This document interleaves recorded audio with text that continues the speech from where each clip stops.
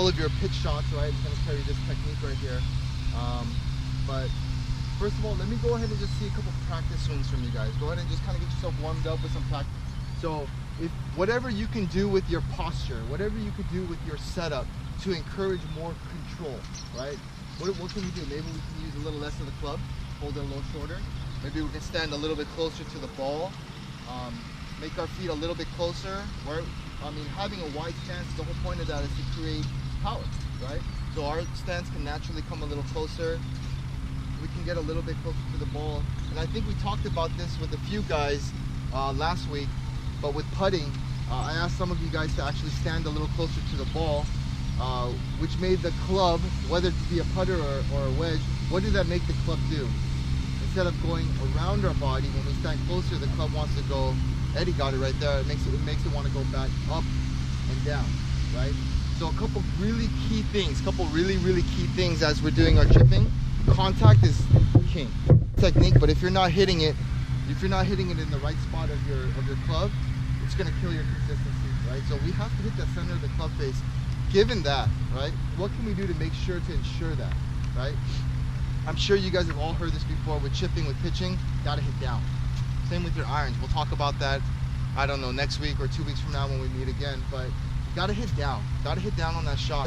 What can we do to make sure that we're hitting down? It's gonna be all our setup, okay? I can't explain or stress how important it is for your setup, because later when you want to pull off shots that go low, that spin, that go high, that are soft, all that is controlled by your setup, not that, okay? We know that we want to hit down on the shot. So what can we do on our setup to encourage that?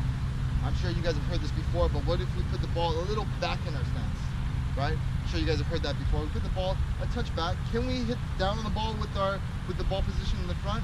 Sure, we can, right? But what's easier? Putting the ball back, okay? Another thing that we can do to encourage hitting down is making sure our hands are in front of the ball.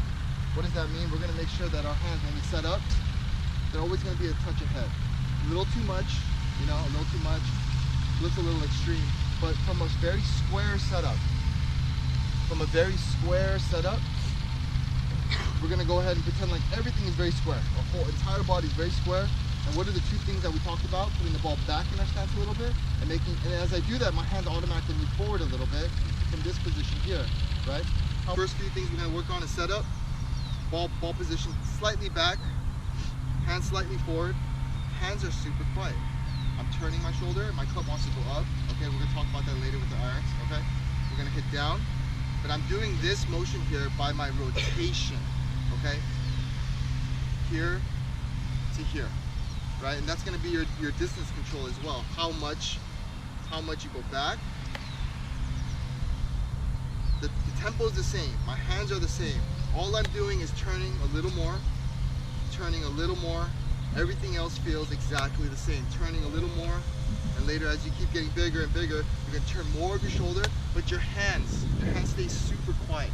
Okay, so if I see you guys using your hands are getting tight or tense, right? That means you're trying to use your hands. So feel the tension in your torso, in your chest, in your shoulders here, and later when you make bigger shots, it's the same feeling. You're just rotating your shoulders through the shot. Does that make sense? Okay.